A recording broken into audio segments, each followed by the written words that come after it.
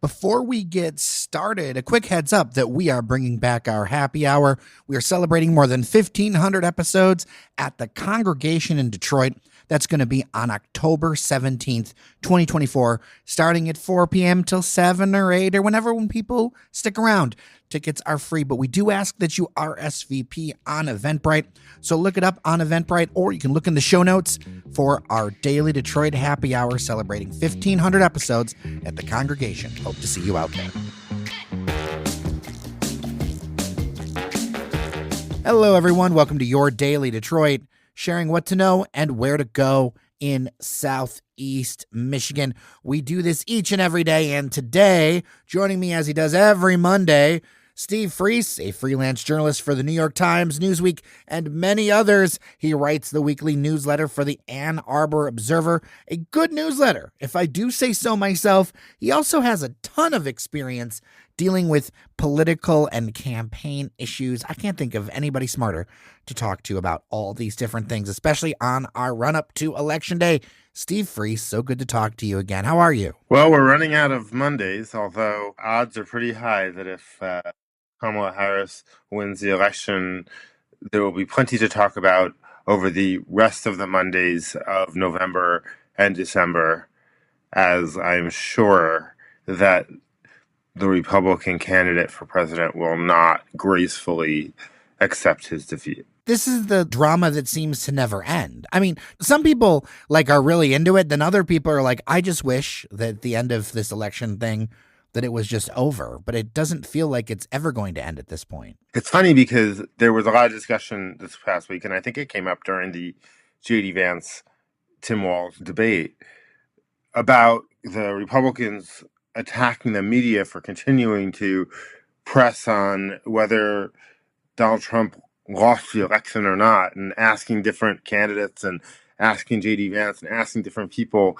And it was such an interesting thing because it matters no matter what. It matters whether or not anybody else is talking about it. But it especially matters because Donald Trump himself does not let it go. So it's very hard for Republicans to complain that the media keeps bringing up this question when their candidate keeps on lying about it. I mean, not just that he lied and caused a little kerfluffle, riot, or whatever you want to call it. Not just that he spent these past years, not just that he's under indictment over these things. I mean, all of which you would think would be disqualifying enough for a major party candidate. Not just all of that, but every day is still saying he won the last election and that there was fraud and there's going to be fraud now. And it matters quite a lot. And the candidate himself has continued to make it matter. For sure. And that kind of ties into a piece of news that broke over the weekend that I think is interesting because Republicans are very big on making sure that you legally vote, making sure that the polls are together, all these other things. This is a very large issue for them. But a new report by M.L. Elric of the Detroit Free Press has kind of set off a bit of a controversy surrounding Mike Rogers, the Republican nominee for U.S. Senate. We have talked about him in this race against Alyssa Slotkin before. I'm going to give you a couple of high points. I encourage you to read the whole thing in the free. I'll link to it in the show notes. It's way more in depth. I am not going to read it all on the air, but the core of it is that it raises questions about Mike Rogers' actual place of residence and his voter registration. Rogers changed his voter registration to a home under construction in White Lake Township, and it lacks a certificate of occupancy. You know, you can't legally live in a place in this state without that certificate. He reportedly lived with his brother in Genoa Township, but neighbors say that they have not seen him there. Recently, Rogers bought and is now selling a $1.6 million home in Florida. I'm giving this for listener context because I think you and I kind of knew this, Steve. But he bought this home just 6 months before current Senator Debbie Stabenow announced she was retiring. So to me, it was clear his mind was in Florida, not Michigan. And this whole situation, you know, it raises a lot of points about voter fraud and election integrity. And these are topics that Rogers has spoken about. And the last paragraph from M.L. Elric is the one thing I will read. And he says, I'm not trying to release the Kraken or suggesting anyone is trying to steal an election or alleging that the game is rigged. But if Rogers is elected to the U.S. Senate by one vote, I wonder how Republicans will feel if someone tries to overturn the results by challenging the validity of a ballot cast by a certain former member of Congress who registered to vote using a house he doesn't live at in White Lake. You know, Steve, there's a lot to unpack with this, I think, but it also gets to some of the frustration that I hear from some listeners that, like, okay, it's like this political group of people that, you know, it's always the same actors, it's always the same people. You know, it's like, of course it's Mike Rogers, everyone knows him, but like, it's like, why can't we have somebody that's, I don't know, not having a house in Florida? I'm curious to see how or if the Slotkin campaign takes advantage of this. Because, yes, it is easy to point to the fact that he essentially lives elsewhere and has concocted a not very well thought out plan to be a resident in the state in order to be its senator. But Alyssa Slotkin had the same kind of problem with her residency as it pertained to the district that she ran in, I believe, last time, like 2 years ago. It's one of those things that she could hit him hard on this, and then he could hit her back on it, and both of them would be telling the truth. Then the voters will just be like, ugh, and move on. Maybe we should just like scooch past all of that already and just move on to something else. I mean, I'm not saying it doesn't matter. And, you know, clearly people in Michigan, just generally speaking, particularly Republicans, seem to have a really hard time with some of the basics surrounding qualifying for ballots, collecting signatures that are legitimate, living in the right places. Apparently, Michigan is hard to figure out. It seems like common sense to me, but apparently a lot of candidates have trouble with it. Is it hard to figure it out, or are they just sloppy? I don't know. There was, in fact, the reason why Sri Tanadar coasted off into a second term is the same thing, a Democrat. What was the problem again with Hollier? He didn't get enough valid signatures. He had paid signature takers, and they didn't do the job right. Right. Well, I mean, at the end of the day, I don't think this affects base voters at all, right? Like, whatever you already come into with, you're going to come out with that same belief. And I don't know, like, if this is the kind of thing that registers with undecideds. I think in part because Rogers is such a well-known name already. It's not like he's a name that they had never heard of. I think in a lot of people's minds, I think a lot of people in the public probably never knew that he moved to Florida. I guess, yeah. Is he well known across the state or just in the districts that he represented, and I guess the media market that district is in? I mean, I don't know. You know, I'm a relative newcomer to the state. You know, I've lived here 10 years or so, and I'm aware that he's been a congressman. I don't know much more about him. Other than what keeps on coming in my mailbox, and it's not particularly interesting. In fact, that's an interesting point about the Mike Rogers campaign, is he's been out of the public spotlight and out of office for many years. So the fact that he doesn't even bother in his advertising or in his nailers to reintroduce himself to voters who might not know who he is, or I mean, he's also got a really plain and boring name, so that doesn't help either. I'm surprised. I'm surprised that he doesn't try harder to sort of tell his story. Do you think that the recent influx of, I think it was more than $20 million on the Republican side for him is going to make a huge difference? I know in our internal Discord that was getting shared around a little bit, but I feel like this is a race that I'm not sure what's going to actually like overturn this thing or change anything in the next. I mean, I can always be surprised, but what could change things in the next month? It's possible that the National Party thinks that there is value in investing in the Mike Rogers campaign in an effort to get out the vote because the state party is so worthless. Somebody's got to throw money in to get people out to vote or get people to vote, depending on where they're going to vote, you know, and the Trump campaign has an incentive to help the Senate candidate, who is probably the more likable candidate in the state, get people out there. I don't know. Well, I want to talk about something that we got a little bit of hell for. And, you know, because we had mentioned that Vice President Kamala Harris has not been, we questioned if she had been in Michigan enough. And now there are multiple reports from multiple outlets, not just political outlets, but even something in the AP talking about how recently Trump has been here 11 times versus Kamala's 4. Now, some listeners were like, she's been here enough and Walls is enough, and got a lot of pushback for this. People thinking that we were kind of being pro-Trump in this, when that isn't really the point of these conversations. It's more to, I think in our mind, talk about the campaign and what's going on. And, there was a criticism that Harris wasn't doing enough spontaneous things. Now, I've got a couple of thoughts on this myself, but why don't you go, Steve? I'll add a couple of my thoughts. Any Harris voter who is frustrated with us for pointing out deficiencies in the Harris campaign, which by and large has been a remarkably good and smart operation, has to remember that A, we aren't partisans, you and me, but also there is real value in shining lights on questionable or blind spot elements of these campaigns. In 2016, Hillary Clinton didn't go to Wisconsin. Hillary Clinton could have gone to Wisconsin and picked up a couple thousand votes, and we would not be talking about Donald Trump anymore. So the media didn't notice along the way, so far as I know, that she hadn't been going there. Partly because the media was, along with everybody else, just kind of presuming that Hillary Clinton had it in the bag and that she was going to win.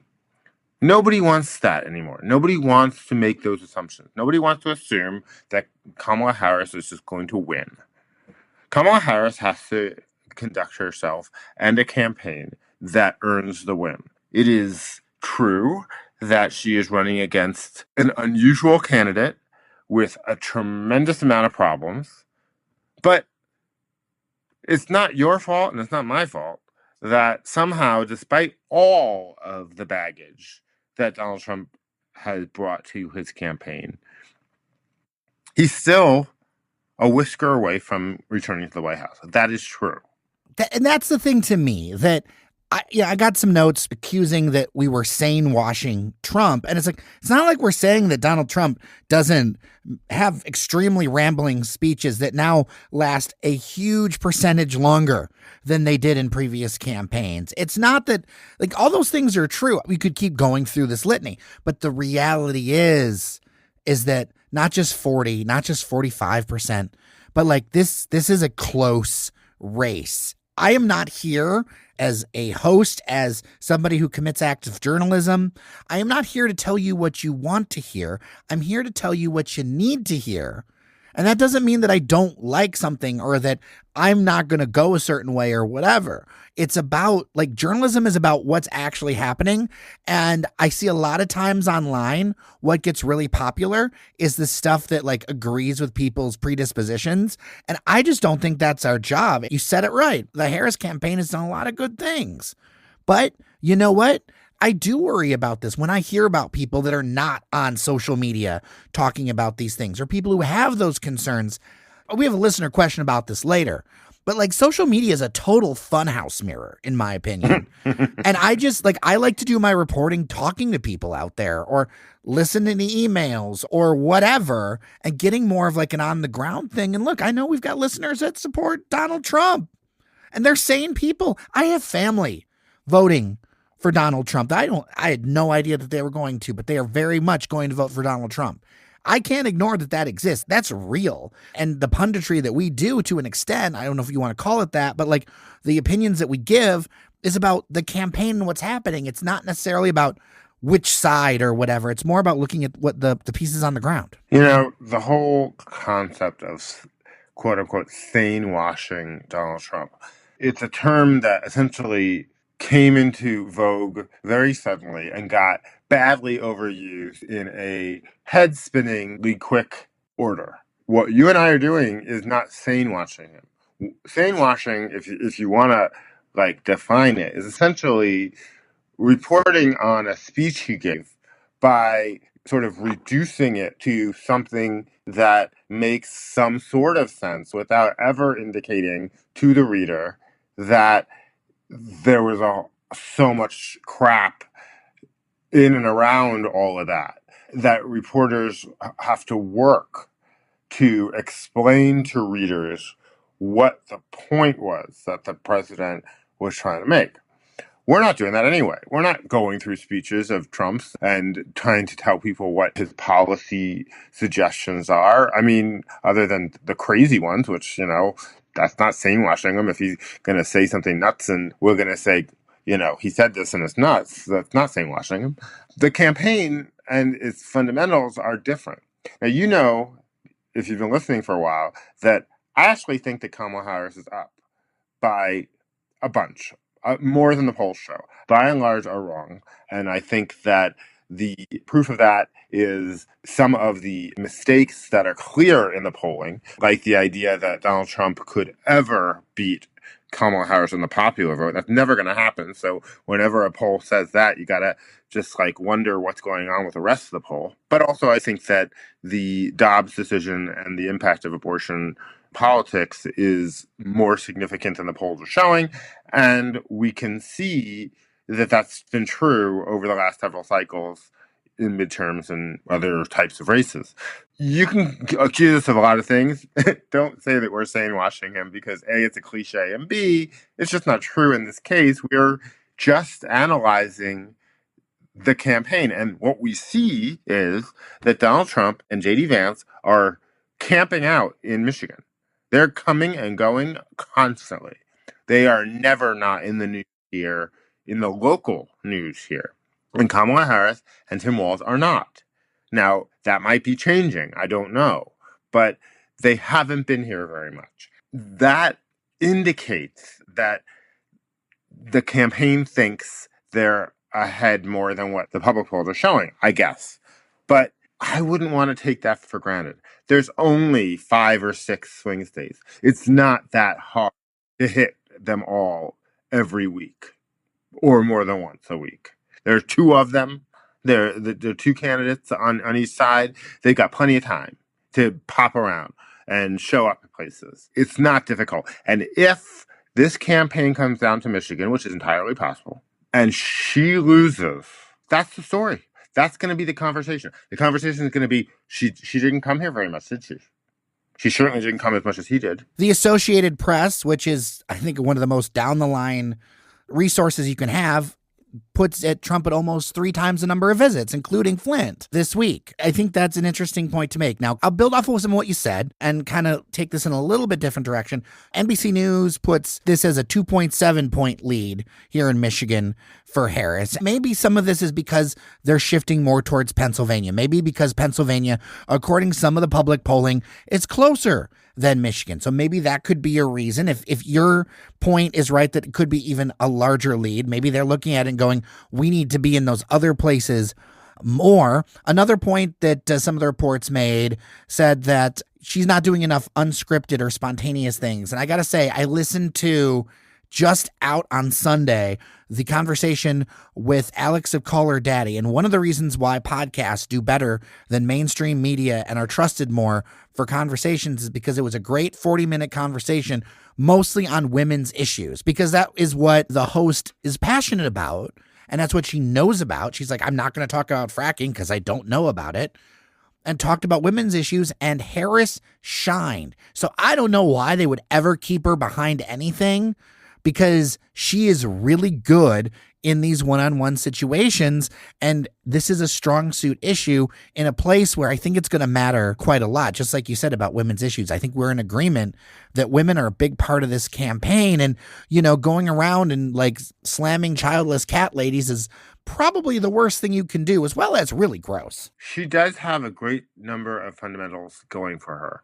One of the interesting things about her campaign is, granted, it has been relatively short. I mean, what is it? It's not even been 2 months that she's been the nominee or the presumed nominee. But I can't think of a major gaffe from her. I mean, not even an accidental misspeaking. what Tim Walz did at the debate, where he kind of mangled some words and it came out that, like, oh, I'm close friends with school shooters. It's not what he meant. Everybody knew that's not what he meant. Right. It's just a glitch of something that he said. She hasn't even had any of that. Like, she has been incredible. She has shown herself to be a remarkably good political athlete. I think that we are about to see a deluge of it. She's on Howard Stern this week. I think there's something else. Oh, I know she's on 60 Minutes tonight, I think. Yeah, I've seen some 60-minute clips that have already come out. She answers questions and she doesn't overly pivot away from it. I don't know if everyone's going to like all of her answers, but I think they're an answer that's going to appeal, again, to that undecided voter. I think that's what's going to appeal to that mainstream undecided voter, which I think will be in her strengths. And that's not going to play as well online, because online is going to be about extremely passionate one-issue things. We've talked about this a bit offline, you and I. And we probably should make the point that there's also a bunch of reporting looking at this question of whether the Harris campaign can satisfy the frustrations of Muslim and Arab voters in the suburbs of Detroit who are very unhappy with the Biden-Harris administration's approach to Israel and Gaza, and what appears to be mostly the same policy coming from Harris and Walz. So, you know, that there it is again. You and I talked about this months ago, this question of why aren't they in Michigan? Why aren't they showing up at college campuses? You made the point that maybe they're avoiding it because they don't want to have the Gaza stuff, you know, sort of front and center. Well, they're going to have to. They're going to have to do something. They're going to have to visit a mosque in Dearborn. They're going to have to do something to show that they have an understanding of what the Muslim and Arab voter and the young voter, who is very concerned about this as well, want. You know, it would be great if Kamala Harris could, I mean, I have an idea that she could, like, come out with a liaison to the Muslim community, like announce it, and, you know, talk about a list of policy plans that are tailored to address the concerns and fears of this particular population. That are not Muslim bans. To me, it's more cut and dry, but I'm not in that community, so I'm not gonna say that it is. Do you know what I mean? Because I'm not in those shoes, and those shoes are conflicted. And I think, from my sense, from talking to people, the debate is mostly not. There's going to be some people who drift to the Republican Party. That is going to happen over the next couple election cycles. I firmly believe that. I do think that the debate for this cycle is mostly, do they vote for Harris, or does a large group of people stay home and vote for no one? And I think that's going to be the question here. Yeah. And and how is that offset in places like Oakland County or other places where this isn't as much of an issue? Yeah, I agree. I think that they should face it head on. I think they should have faced it head on weeks ago. I think that we're talking. This episode is going out on the anniversary of October 7th, the day that Hamas attacked Israel and started this round of very brutal, very violent war. And, you know, if you believe that there is a genocide going on and that the current Democratic administration is complicit in that, I understand why it may be almost impossible for you to vote for that ticket. I understand that you probably will also not vote for Donald Trump, but I get that. You know, it's a pretty horrible thing that's happening, and people are very upset about it. And by and large, their concerns have been completely ignored by the Democratic ticket as it stands right now. And they've had opportunities to speak to it. Um, there were all those protests, and somehow the protests became the issue instead of the issue that the protests were trying to point to. Um, it's a very ugly and complicated situation, and they really need to make an address to it, because that, if they did lose Michigan, I bet that's why. It's not going to be because black men voted against her. It's there may be some, but they're not going to be enough to matter. It could entirely be because Muslim voters in or Arab voters in these areas of Michigan choose not to vote at all, and we know that they're there because they all voted uncommitted in the primaries. Let's end with a listener question. Bill from Northville asks, does social media matter as much anymore? How important is it really to campaigns at this stage of the game? I muted the names of the candidates because I can't stand it. I keep up with everything. I listen to this show. I read multiple outlets, but no one is getting their mind changed on social media at this point. I use it less and less for politics, and I'm happier for it.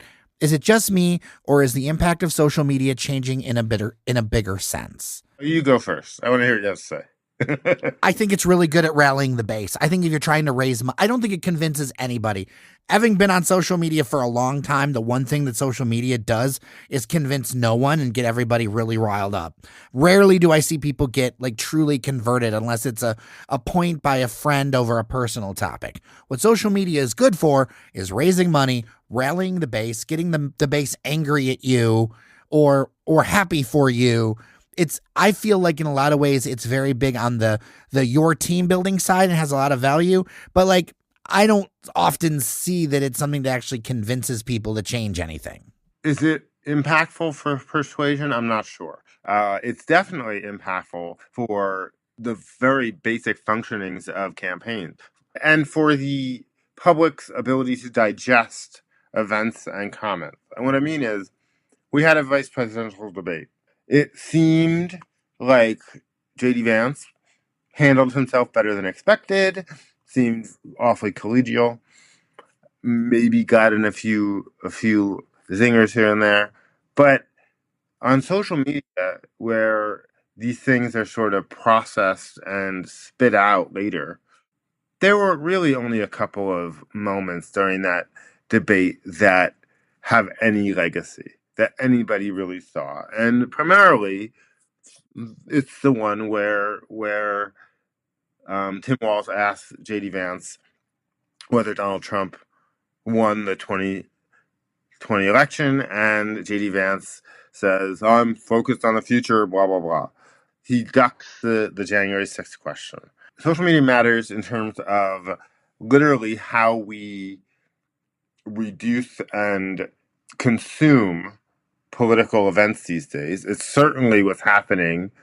It's certainly eating all of Donald Trump's speeches. Donald Trump may go to all these places. I'm not sure how much this does for him, because every time he gives the speech, the reduction of that speech for social media's purposes, and then eventually for the Harris campaign's purposes, is some crazy thing he said, some series of lies he claimed, some weird thing that went on, or Elon Musk jumping on a stage. well, there you go. I couldn't tell you if there was a policy that he talked about. I couldn't tell you if you talked about the whole thing washing thing. Well, that is interesting because as a print reporter, sometimes it can be very hard. Just it doesn't have to be Donald Trump. It can be a lot of different types of sources. It can be very hard to cut through what people talk to you about and tell you to make a point. But in print, if you were to print it all, nobody would know what was going on, and they often would blame the reporter for writing something confusing, even though they're not the ones that said it in the first place. So I understand why print reporters have this dilemma of trying to deliver a story about the substantive parts of a Donald Trump address when most of it is nonsense and lies. Social media cuts through all of that. Social media doesn't bother with the policy stuff. It's just, the memes and the stuff that goes on TikTok and whatever. It's always going to be the craziest part. It's always going to be the most insane part. So yeah, it matters in that respect. Sure. And also, not all social media is the same. Your Facebook and your Twitter are one thing. TikTok apparently is a completely different thing. And the audience for TikTok is a whole different set of people. And what they're seeing is apparently pretty good, I think, for the Harris campaign. My understanding is that what's going on TikTok is reinforcing this notion that Kamala Harris is cool and Donald Trump is old news and a liar and a bunch of other things. I don't think that Pinterest is very useful for I'm not sure that anybody's getting anywhere with LinkedIn, but you know, there are lots of different social media. It's not just one thing.